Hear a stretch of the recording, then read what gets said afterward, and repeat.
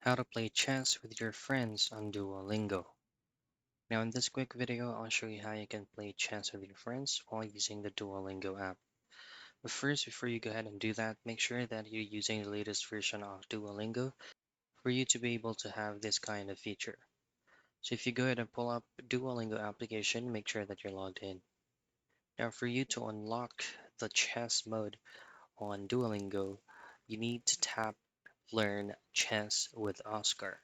Now, sometimes Oscar will pop out on the home screen, which is going to be this one right here. You just need to tap him and then choose on Learn More. Now, the other thing that you can do is to go under these tab right here, which is going to be your feed. You just need to simply scroll down from here and then choose the option there that says Chess with Oscar. For you to be able to unlock it, you must play 3 games with Oscar first, and then you must win the game for you to unlock the option that's gonna be inviting your friends over and playing with them.